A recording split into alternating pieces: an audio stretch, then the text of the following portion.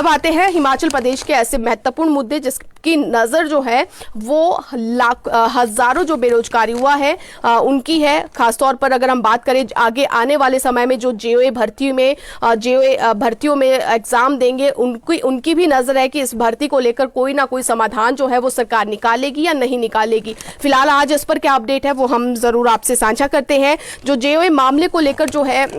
वो कमीशन को कहा गया था कि वो प्रपोजल बनाए, तो कमीशन ने अपना प्रपोजल सरकार को सौंप दिया है और इस प्रपोजल में हमीरपुर चयन बोर्ड की ओर से कुछ एक बिंदुओं पर जो है वो सरकार से सुझाव मांगे गए हैं, क्योंकि अब ये मामला जो है वो सुप्रीम कोर्ट में है और सुप्रीम कोर्ट में सरकार को जवाब यहाँ पर तलब करना है, जवाब जो है वो दायर करना है। इसके लिए सरकार और कमीशन जो है वो जुट चुका है अभी से ही कि किस तरह से जेओए की भर्तियों को बहाल किया जाए। और इस पूरे मामले को लेकर जो है वो सरकार ने कमीशन को कहा था कि कमीशन जो है वो अपना प्रपोजल सौंपे कि किस तरह से इन भर्तियों को बहाल करवाना है। और आज जो है वो जेओए आईटी मामले को लेकर कमीशन ने सरकार को प्रपोजल भेज दिया है और इसमें कुछ एक बिंदुओं का जिक्र अभ्यर्थियों ने किया है, माफ कीजिएगा कमीशन ने किया है, जिसमें कि कमीशन ने कहा है सरकार को कि 31 दिसंबर 2021 की जो जजमेंट हाईकोर्ट से आई थी उस जजमेंट के आधार को किस तरह से माना जाए, उस पर उसे डिफेंड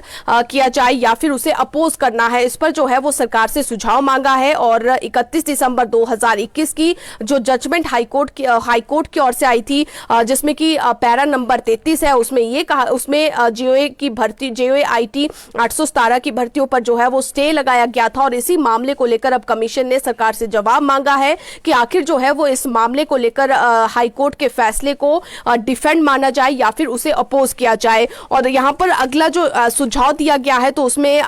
कमीशन की ओर से यह भी कहा गया है कि 447 और 556 भर्तियों में जो है वो हमारा स्टैंड क्या होना चाहिए, क्या सरकार के डिसीजन को मानना चाहिए या फिर जो है वो कमीशन को अपने स्टैंड को मानना चाहिए।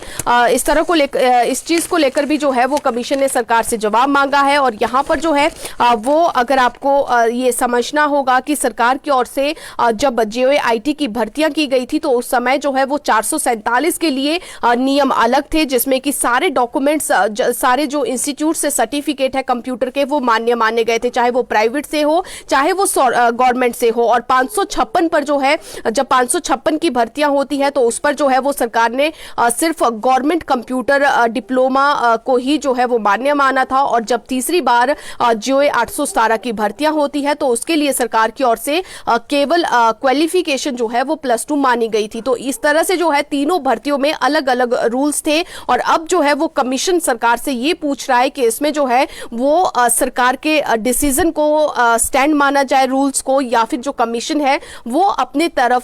तरह से जो है वो इन भर्तियों को आगे करे। और यहाँ पर अगला जो है इस मामले पर ये भी कमीशन की ओर से सरकार को पूछा गया है कि 447 और 556 में क्या जो स्टैंड है वो होना चाहिए, क्या रिकास्ट जो है वो लिस्ट होनी चाहिए, इस पर सरकार कमीशन को सुझाव दे। तो ये सुझाव जो है सरकार से मांगे गए हैं। और इसके अलावा महत्वपूर्ण ये भी है कि 556 की जो पोस्ट कोड 556 की जो 530 सीटें 817 में रखी गई थी उन सीटों को वापस जो है वो किया जाए या फिर 817 में ही 556 की सीटों को उसमें एडजस्ट ही रखा जाए। तो इस पूरे मामले को लेकर जो कुछ एक बिंदुओं पर कमीशन ने सरकार से पूछा है कि आखिर जो है इन भर्तियों को लेकर उन्हें इन बिंदुओं पर जवाब दिया जाए ताकि आगे जो है वो इस मामले को लेकर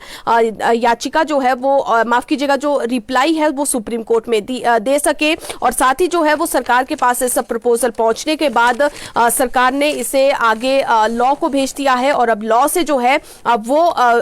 यहाँ पर राय ली जाएगी और वैटिंग के लिए क्योंकि लॉ डिपार्टमेंट को भेजा है तो अब इंतजार जरूर सरकार भी करेगी कि लॉ की ओर से क्या ओपिनियन इस पूरे मामले को लेकर आता है। तो एक बार फिर से हमारे जितने भी जेओए 817 के अभ्यर्थी है 556 के अभ्यर्थी है और और अब तो 447 पोस्ट कोड का भी मामला जो है वो सुप्रीम कोर्ट में गया है। किसी एक अभ्यर्थी ने जो है वो यहाँ पर इस मामले को कोर्ट में याचिका दायर की है। तो फिलहाल जो है वो कमीशन की ओर से जो जवाब मांगे गए हैं, एक बार फिर से सुन लीजिए। इसमें कमीशन ने कहा है कि हाई कोर्ट की ओर से 31 दिसंबर 2021 को डिसीजन जो जीओए भर्ती पर आया था उसे अपोज माना जाए या डिफेंड माना जाए। तो इसको लेकर भी जो है वो यहाँ पर कमीशन ने सरकार से सुझाव मांगा है। और दूसरा यहाँ पर पूछा है कि 817 में जो 556 की पोस्टें मर्ज की गई थी, उन पोस्टों को 556 में वापस लाया जाए या फिर 817 में ही उन्हें रहने दिया जाए। और तीसरा जो यहाँ पर पूछा गया है कि 447 और 556 में हमारा क्या स्टैंड होना चाहिए, क्या सरकार के स्टैंड को माने या फिर कमीशन के, जिसमें कि सरकार की ओर से डिप्लोमे 447 और 556 में अलग अलग यहाँ पर मान्य किए गए थे। और अगला जो यहाँ पर बिंदु रहा है कमीशन का, जिस पर सरकार से सुझाव मांगा गया है, वो 447 और 556 में क्या स्टैंड होना चाहिए, क्या 556 की जो पोस्टें हैं उन्हें रिकास्ट करना चाहिए। इसको लेकर भी जो है वो सरकार की ओर सरकार से जवाब मांगा गया है। और राज्य सरकार ने लॉ डिपार्टमेंट में यहाँ पर वेटिंग के लिए इस पूरे मामले को भेज दिया है। और अब लॉ डिपार्टमेंट की क्या ओपिनियन रहती है, उसके बाद ही जो है वो इस पूरे मामले को लेकर स्थिति स्पष्ट हो सकेगी। और इसी तरह से जो है वो जेबीटी का मामला है, क्योंकि जेबीटी को लेकर जो है वो काफी लंबा इंतजार जेबीटी भर्ती का भी किया जा रहा है। मामला कोर्ट में है, तो इस वजह से सरकार ने साफ किया है कि जब तक कोर्ट की ओर से लास्ट डिसीजन नहीं आ जाता है तब तक जेबीटी भर्ती को शुरू नहीं किया जाएगा। और इस पूरे मामले को लेकर जो है हाईकोर्ट की ओर से जो 12 मार्च को फैसला आया था, उसकी कॉपी सरकार के पास पहुंच चुकी है। और उसमें कहा गया है कि बीएड को अभी फिलहाल रद्द ना किया जाए, यानी कि जेबीटी भर्ती में जिन बीएड छात्रों ने, जिन बीएड अभ्यर्थियों ने अपना फॉर्म भरा था, जिन्होंने कमीशन में हिस्सा लिया था और जो बैच वाइज भर्ती के लिए भी आए थे, तो उसके लिए यहाँ पर स्थिति स्पष्ट करते हुए हाईकोर्ट ने फिलहाल जो है वो बीएड को भी बाहर ना निकालने की बात कही है। और ये कहा है कि बीएड के जितने भी जो अभ्यर्थी हैं जिन्होंने कमीशन दिया था, उनके आवेदनों को और उनके कमीशन को पूरी तरह से जो है वो अभी रद्द ना किया जाए। तो क्योंकि 9 अप्रैल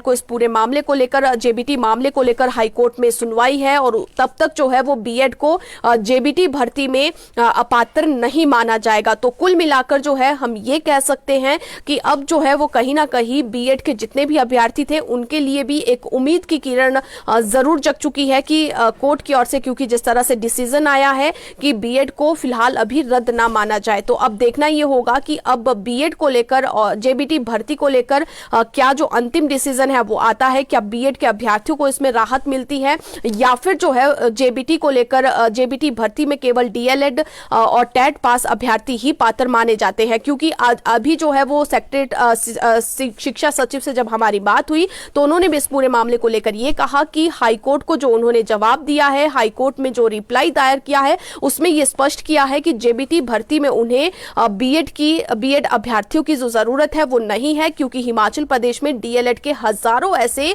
बेरोजगार हैं जो कि नौकरियों का इंतजार कर रहे हैं। तो ये प्रमुख यहाँ पर मुद्दे थे जेबीटी का भर्ता जीओए मामले को लेकर जो हमने आपको बताया। और अगर आपके कोई सवाल रहते तो आप जरूर जो है वो हमें बताएं। आपके कुछ एक सवाल हम जरूर लेंगे, क्योंकि बहुत सारे हमारे ऐसे दर्शक हैं जिनके सवाल रहते हैं। खासतौर पर अगर हम बात करें तो बीएड और जेबीटी भर्ती को लेकर हो या फिर तमाम भर्तियों को लेकर है, तो आपके सवाल जो है वो जरूर रहते हैं। तो आप जो है वो अपने सवाल हमें भेजते रहे, लगातार आपके उन सवालों को हम लेंगे। और जिसमें हमारे जीओए विवेक पुन्नी जो है वो जीओए मामले को लेकर पूछ रहे हैं, तो हमने आपको बता दिया। रिजल्ट को लेकर भी बोल रहे हैं कि रिजल्ट निकालो, लेकिन ये सरकारी व्यवस्था है जो कि बहुत ही धीरे चलती है। टाइपिंग टेस्ट रिजल्ट निकालने की बात यहाँ पर हमारे बहुत से अभ्यर्थी कर रहे हैं। ER भारद्वाज जी पूछ रहे हैं कि 817 का प्रोसेस, तो ये हमने बता दिया। अश्वनी कुमार भी जीओए को लेकर ही यहाँ पर बोल रहे हैं।